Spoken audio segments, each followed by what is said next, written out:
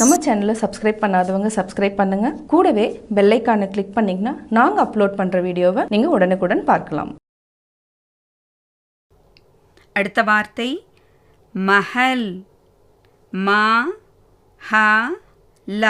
First எழுத்து மா, இரண்டாவது எழுத்து ஹா, மூன்றாவது எழுத்து லா. லா வந்து வியஞ்சன். பாரக்கடி இல்லை, ஸ்வர் இல்லை. அதனால் வியஞ்சன் வரதுனால புள்ளி வச்சு படிக்கணும். மா ஹ ல. மஹல். மஹல்னா என்ன அர்த்தம்? மாளிகை. அடுத்த வார்த்தை நா மா க. நா முதலாவது எழுத்து நா, இரண்டாவது எழுத்து மா, மூன்றாவது எழுத்து க. க என்னது? வியஞ்சன்.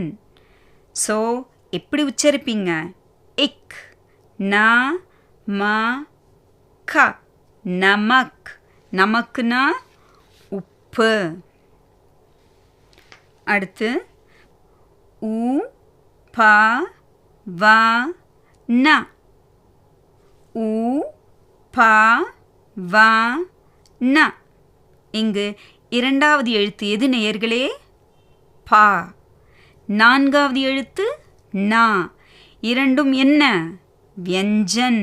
அதனால் பாவை வந்து இப்புன்னு உச்சரிப்போம், நாவை வந்து இன்னுன்னு உச்சரிப்போம். அதனால் சேர்த்து வாசிங்க பார்ப்போம். உ ப வ ந. உப்பவன். உப்பவன்னா என்ன? கார்டன். இந்த வார்த்தையில் பார்த்தீங்கன்னா நேர்களே, இரண்டாவது எழுத்து வந்து பா, ஆனால் நம்ம இப்புன்னு ப்ரொனவுன்ஸ் பண்ணுறதில்ல. சிலது வந்து எக்ஸெப்ஷன்ஸ் இருக்க தான் செய்யும். நீங்கள் போக போக அதை பற்றி நல்லா புரிஞ்சுப்பீங்க.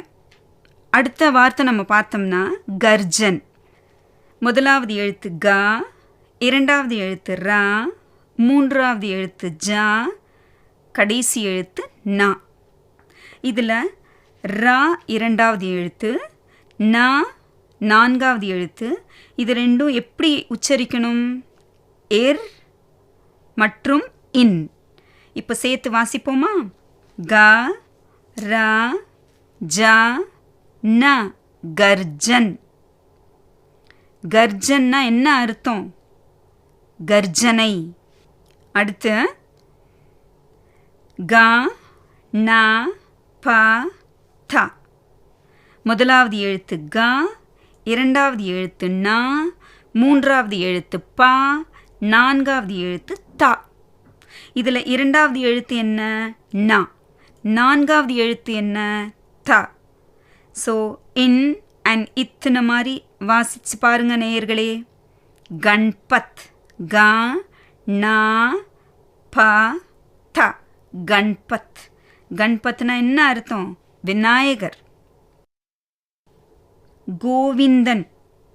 அதை பார்த்தீங்கன்னா நேர்களே, தாக்கு முன்னாடி ஒரு ஹாஃப் நா போட்டிருக்காங்க. நல்லா கவனித்து பாருங்க. தாக்கு முன்னாடி ஒரு ஹாஃப் நா போட்டிருக்காங்க. நான் மறுபடியும் வாசிக்கிற அந்த வார்த்தையை கோ வி இன் த ந. கோவிந்தன். அந்த நா வந்து ஹாஃப் லெட்டர் தான் போட்டிருப்பாங்க, அரை நா போட்டிருக்காங்க. இந்த மாதிரி வார்த்தைகளில் வரப்போ நீங்கள் என்ன பண்ணணும்னா, அந்த அரை லெட்டர் அண்ட் அதுக்கு பக்கத்தில் இருக்கிற லெட்டரும் சேர்த்து படிக்கணும். கோ வி இந்த. ஹாஃப்னா அண்ட் தா பார்த்தீங்கன்னா இந்த. கோவிந்தன். இந்த மாதிரி சேர்த்து வாசிக்கணும். அடுத்த வார்த்தை பார்த்தீங்கன்னா நேர்களே, பத்ரவாஹக். ப த்ர வா ஹ க. இதில் வந்து முதல் எழுத்து வந்து ப, இரண்டாவது எழுத்து வந்து த்ர, மூன்றாவது வந்து வா. அதனால் வா வந்து பாரக்கடி. நான்காவது எழுத்து வந்து ஹ, ஐந்தாவது எழுத்து க. இந்த மூன்றாவது எழுத்தில் பாரக்கடி வர்றதுனால நம்ம அப்படியே உச்சரிக்க போகிறோம். ஆனால் ஐந்தாவது எழுத்தில் கா வந்து வியஞ்சன். வியஞ்சன் வந்தால் எப்படி உச்சரிக்கணும் உங்களுக்கு தெரியுமே, இக். ஸோ ப த்ர வா ஹ க, பத்ரவாஹக். இன்னொரு வாட்டி சொல்லுங்க நேயர்களே, ப த்ர வா ஹ க, பத்ரவாஹக். பத்ரவாஹக் அப்படின்னா தபால்காரர், போஸ்ட்மேன். ச ம ஜ த ர. இதில் முதலாம் எழுத்து ச, இரண்டாவது வந்து மா, மூன்றாவது ஜ, நான்காவது தா பரகடி, ஐந்தாவது ர. இதில் மூன்றாவது எழுத்து ஜ வியஞ்சன், அதனால் எப்படி உச்சரிக்கணும், இஜ். ஐந்தாவது எழுத்து என்ன, ர. இது எப்படி உச்சரிக்கணும், இர். ஸோ சேர்த்து வாசிங்க இப்போ. ச ம ஜ த ர, சமஜ்தார். சமஜ்தார். சமஜ்தார்னா என்ன, புத்திசாலி. அடுத்த வார்த்தை வ ஃப த ர, வஃபாதார். வஃபாதார். நீங்கள் பார்த்தீங்கன்னா முதலாவது எழுத்து வ, இரண்டாவது ஃபா, மூன்றாவது தா, நான்காவது ர. ரா என்ன, வியஞ்சன். அதனால் எப்படி உச்சரிக்கணும், ஏர். வஃபாதார். வஃபாதார்னா என்ன அர்த்தம் தெரியுமா, சமர்ப்பணம். அடுத்து ஆ வ ஏஷ் ய க. இங்கே பாருங்க நேயர்களே, ஷா வந்து ஹாஃப் ஷா போட்டிருக்காங்க. ஆ வ ஷ ய க. ஸோ ஹாஃப் எழுத்து வந்தால் எப்படி வாசிக்கணும், அடுத்த எழுத்தோட சேர்த்து வாசிக்கணும். ஆவஷ்யக். ஆ வ ஏஷ் ய க, ஆவஷ்யக். புரியுதுங்களா? இதுக்கு என்ன அர்த்தம், அத்தியாவசியமான என்று அர்த்தம். அடுத்த எழுத்து பார்த்தீங்கன்னா தா மி மி, பரகடி வந்திருக்கு. மி, மீ கிடையாது, மி. தா மி ல நா டு, தமிழ்நாடு. ஸோ முதலாவது எழுத்து தா, அடுத்தது மி, அடுத்தது லா, அடுத்தது நா, அடுத்தது டு. டா வந்து வியஞ்சன், ஆனாலும் பாரக்கடி வந்திருக்கிறதுனால நம்ம இட்டுன்னு படிக்க போகிறதில்ல, டு பாரக்கடி மாதிரியே படிக்க போகிறோம். தமிழ்நாடு.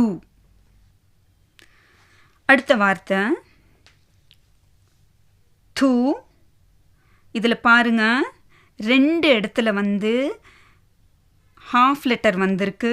முதல்ல வந்து ஹாஃப் தா ஒன்று வந்திருக்கு, அப்புறம் ஹாஃப் கா ஒன்று வந்திருக்கு. நேயர்களே கவனிச்சு பாருங்க. து, இத்து, இக்கு, டி, தூத்துக்குடி.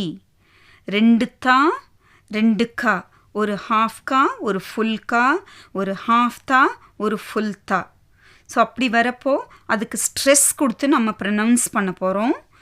தூத்துக்குடி, தூத்துக்குடி. இது வந்து ஒரு இடத்தோட பெயர்.